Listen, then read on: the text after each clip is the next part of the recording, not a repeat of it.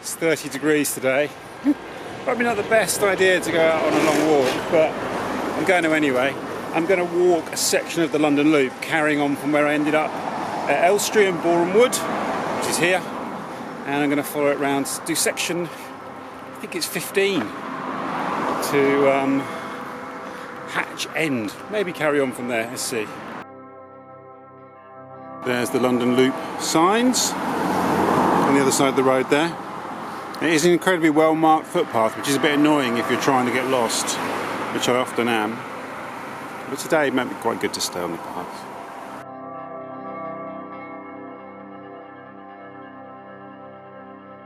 So I walked 2 sections of the London Loop in the winter on this channel, obviously. I'll link below.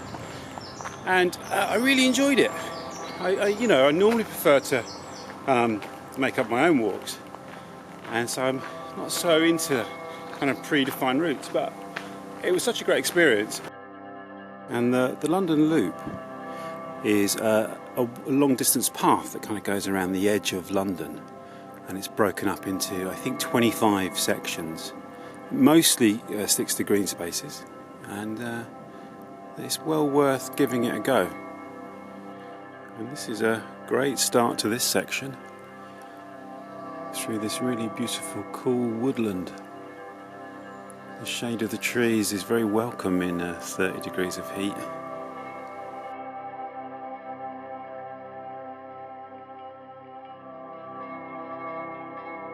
So here's the little London Loop symbol that we'll be looking out for today. I mean, knowing me, I'll be very tempted to abandon the route at some point. I've already seen a couple of points on the map.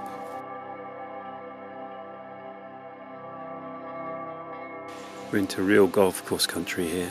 One of the things you notice as you get nearer the edge of London is the proliferation of golf courses, which, as you've seen in previous videos of mine, are very hard to navigate.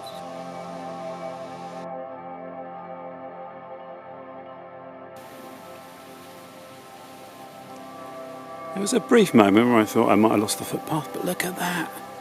Carved across this meadow. It's nice to be off the golf course. The edge of London. Not quite what you expect it to look like, is it? It's one of the things that drew me back out here was the 2 sections I did up to Elstree, Boreham Wood were fantastic. In the interest of disclosure, I should point out that the section I did from Cockfosters to Boreham Wood, I did freewheel it a bit there because I wanted to go to the battle site, the Battle of Barnet, and go to a couple of other places.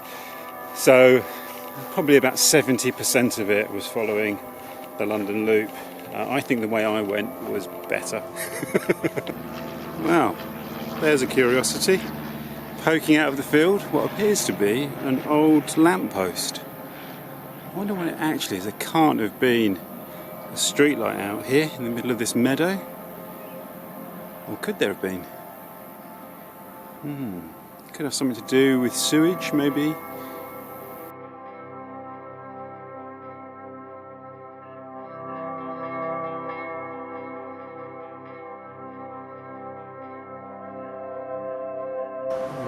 Oldon Country Park. There's a reservoir here as well, so look forward to that. And it's just this way here. Look at that lovely footpath there. The grass is still relatively green. It's not all burnt off yet in the heat, which is always a good sign. It's going to be so therapeutic just to see water. It'll make me feel cool, even if I can't jump in it. Well, that's idyllic, isn't it? This is Oldon Reservoir.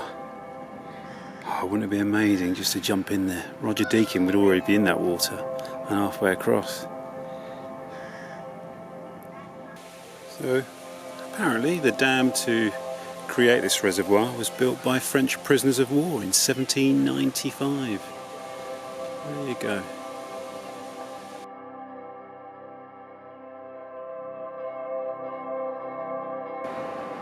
Got to do a little bit of road walking here, past an industrial park and then up to the M1 motorway, which we have to cross, and then we're back into the fields, I think. So here we go. Obviously Elstree Wood is famous for its studios, and this here is the site of the Danziger brothers' new Elstree studios, makers of numerous B pictures between 1956 and 1961. This area is littered with memorials to the history of the British film industry. It's now the Waterfront Business Park.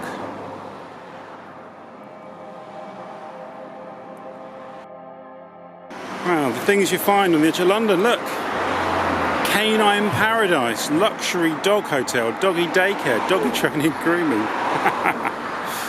Wonderful. There you go, the distinctive Hertfordshire pylons with their little dangly arms there.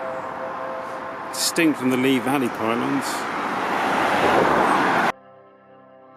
There you go, our little friends, the London Loop signs pointing the way.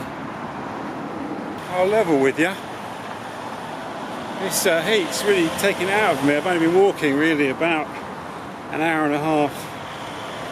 It's 3:30. That extra couple of degrees of heat is enough to kind of sap the energy.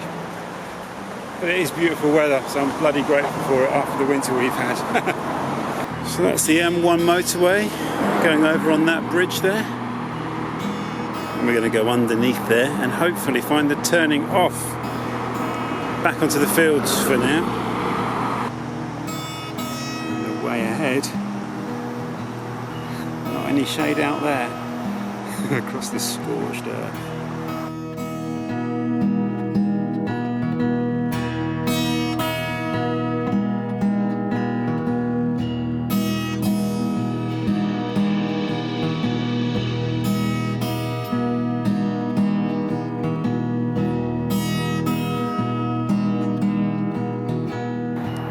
Fields in the side of this hedgerow, beckoning me onwards. Lovely little lane here. When I walked the sections of the London Loop from Enfield to Cockfosters and Cockfosters to Boreham Wood, it was really characterised in some parts by just how incredibly muddy it was. I mean, ridiculously muddy. And with the horses making their way along this track here, I can imagine in the wet weather this could be an interesting walk. I'd love to be able to say that doing the London Loop in the reverse direction is a symbol of my rebellious nature swimming against the tide. In reality, it's all to do with the fact that I want the shortest possible train journey to start the walk, so I start at the points nearest to home. This is interesting, you have to come off the track now and up along this little narrow, overgrown looking footpath. I suppose this is where I would deviate from the London Loop, because you can see it doesn't go over Stanmore Common, it goes around it. I mean, maybe there isn't public access, I'm not sure, but I am going to stick to the London Loop.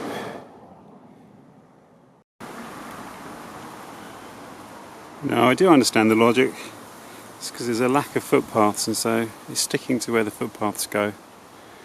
And it is lovely. I need to find somewhere to sit down and have a 10-minute rest.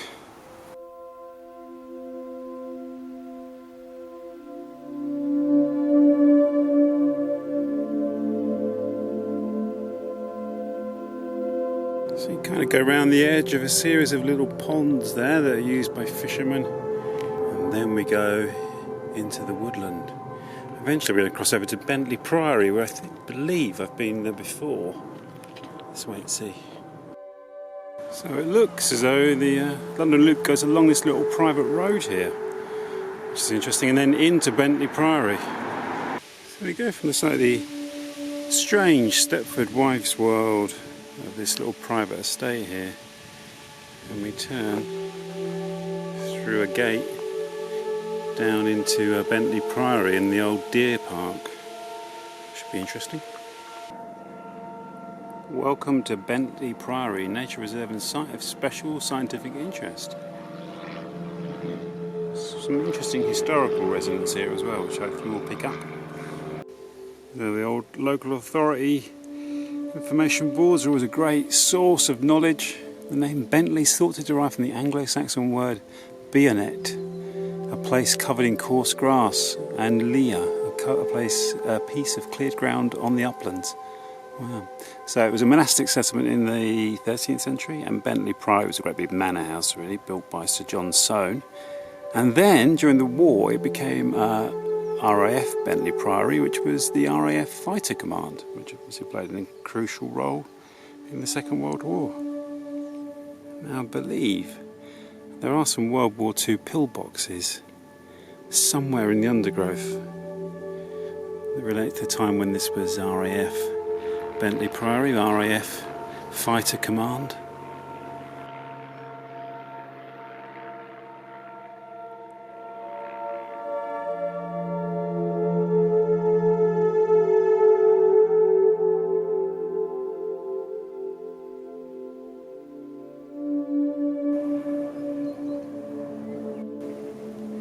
This is a really wonderful location, a really beautiful bit of meadowland here.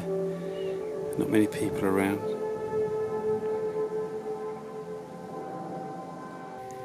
And there we go, there's the pillbox poking out of the undergrowth there.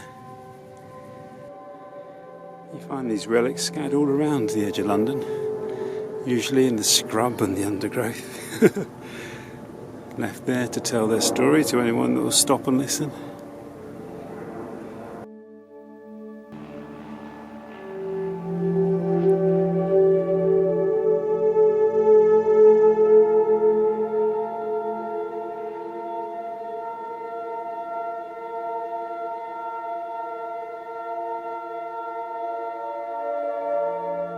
It's basically straight over the road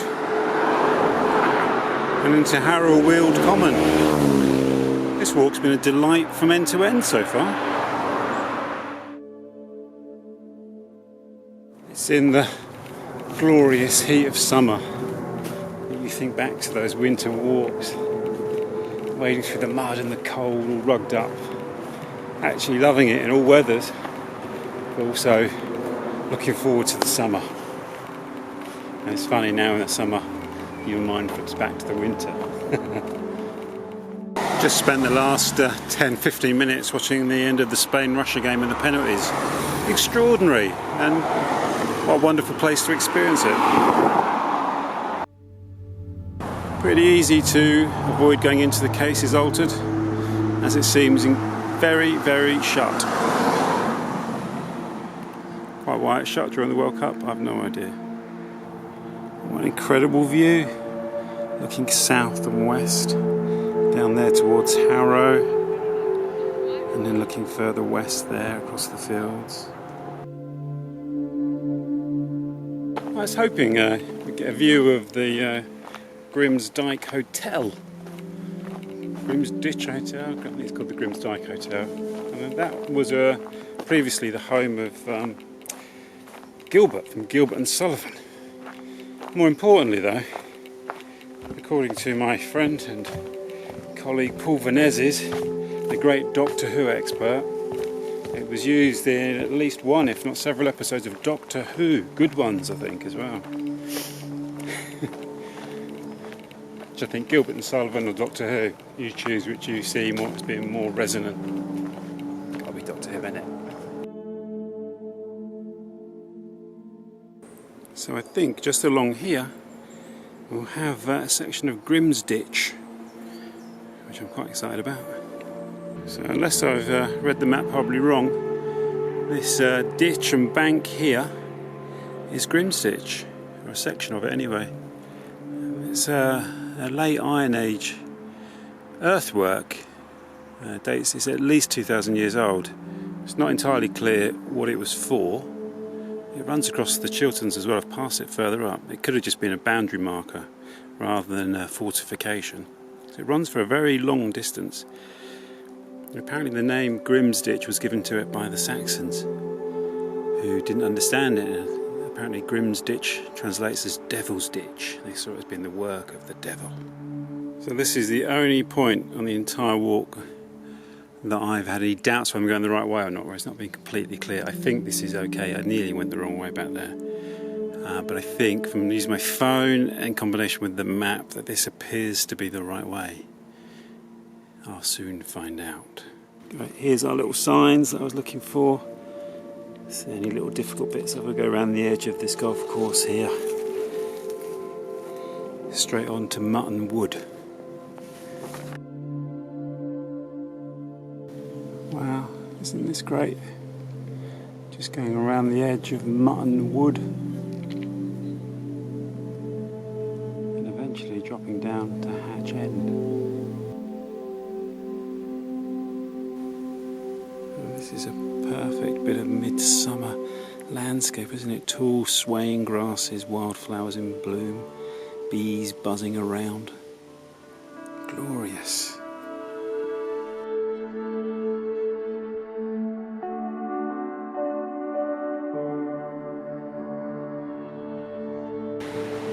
Carpenter's Park, Garden Centre and Plant Nursery. We're not far from Bushy actually, I've just looked at the map and seen. So I think the path turns off just the other side of this railway bridge, but I need to go looking for some supplies and some water. A can of fizzy drink I think, because I think I might carry on and do section 14, which is a very short one. And it doesn't go, if you follow the map, it doesn't actually take you via the station, so let's go hunting for supplies.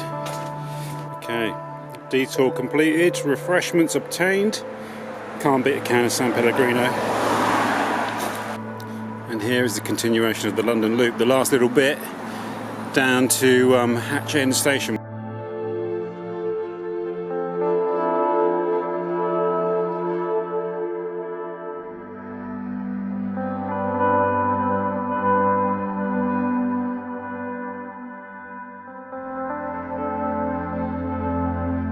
So this is the only time the London Loop signposts fall down. You can see here, I'm at the end now, you come to the end of this little cul-de-sac housing estate, and it points to continue on that way. It's completely overgrown, there is no footpath through there. I think it's because actually people start at the station at Hatch End Station, they don't continue on. So what I'll have to do is go through the housing estates here and then loop back round, I think, if I want to carry on. Otherwise, this would effectively be the end of section 15 of the London Loop if you're walking anti-clockwise. Well, I've looped around the backs of the houses here, around the estate, and come to the other end of that alleyway. If you could get into it, it'd be passable. So here's the continuation of it by the side of this house. Let's give it a go, see how we get on. Once you get past the cow parsley, it looks alright actually. Not too bad at all. Funny, because I was just debating in my head whether to carry on or not, because that was effectively the end of section 14. This now really I think is section 15. I thought, look, it's late, it's 7:15. I've had a good walk, but this seems to have made my mind up for me. I'm now walking section 15 of the London Loop through the woods here. It's actually quite a short section, I think it's 3.6 miles or something. And it ends at Moor Park, so it's Hatch End and Moor Park. Wow, and this is a sight to behold, isn't it? This last couple of hours of light, this is my favourite time to walk, any time of the year, winter or summer. The last hour in the winter, the last 2 hours in the summer, this is glorious. Even if you're knackered, you can always push yourself on. I think in the past when I've been out walking and I've seen the London Loop signs, I've been a little bit dismissive of it in a way, because I prefer to make my own walks up. But now this is what, the third section. Actually, I did a section within a walk through Chigwell before. This is really the fourth, fifth section I'm on now, and they're great. They're really good, and one thing they're really particularly good for is really reminding you or introducing to you just how much countryside and open space we have in London that we don't really always, always aware of, particularly away from where you live. So that's one of the really great things doing this walk in places that are unfamiliar to you. It makes you think, Jesus, all this open space, all this farmland and countryside and field and woodland and parkland, all within London. It's incredible. London Loop up through Pinner Wood, and after I'm enthusing about the London Loop, I have a feeling I'm not in quite the right place, but let's wait and see. Quite a steep climb up here through Pinner Wood. A little bit out of breath. More incredible views from the high ground now, Pinner. I have no idea what direction that is. I think it's looking sort of west, southwest. I have to be honest, I'm starting to doubt whether I am still on the London Loop. I'm not that bothered, to be perfectly honest with you. But let's see where we end up. We keep going. Yeah, so I have gone off the trail. It was basically the opposite direction. You have to loop around to get to Oxhey Wood, which is up there. So I haven't got it in me to walk all the way back and around that golf course to get, and then it's a big loop basically. I'm going to carry on walking. Maybe I'll just freewheel it now, hey? Bloody hell, Pinner Hill Golf Club's an impressive pile, isn't it? Look at that. So this is quite strange and uncanny. It's a long sequence of winding roads and these large houses behind gates and high hedges, and I think it was all like a private estate on quite a grand scale. You often see the odd private road, but this is quite a large area. So I think if I take this path here, this gets me into Oxhey Woods, and a little bit further along I can reconnect with the London Loop, I think, and it's pretty much the same thing, I would say. This is a delight after the heat of the day. Here we go, look, and here it is, our old friend the London Loop, taking us back into Oxhey Wood. We are where my thumb is, so the only bit we missed out really was over here, a little bit there we missed out. Picking it up here, and we're going to go up through Oxhey Wood, then off the map. Don't worry, I've got the next one. Or maybe that's a reason to worry.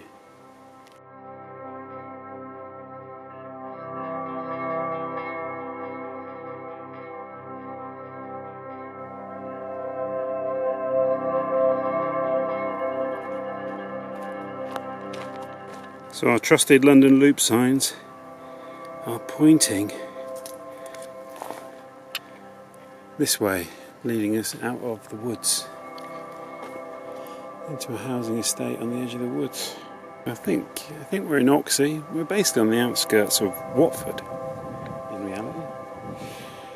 Watford's Rural District Council is where we are. And there on the edge of this housing estate, the signage pointing the way across a lovely recreation ground with the sunset breaking over there near the pylons. Looking back the way I've just walked. So this is where we go next, up Sandy Lodge Lane, and there is a beautiful sunset when we can get to see it eventually, if we can break through the tree line. There is a gorgeous sunset. There's the setting sun. Maybe we'll see it at the end when we get to Moor Park. Basically, going across the golf course, this is the last bit of section 14 of the London Loop. Right, here we go. One of the hardest things to do, in my opinion, for me. I always have a terrible time navigating my way across golf courses. I completely lose my bearings. Wish me luck. I had a real desire to do a proper midsummer walk today. One where you walk into the night, effectively, you know, after 9 o'clock, to make the most of these glorious long days that don't stay with us nearly as much as we'd like them to, or as long as we'd like them to. It's so beautiful to be out here just before 9, about 5 to 9, at the end of a walk. It's really delivered. What a beautiful walk. I tell you, London Loop, highly recommend it.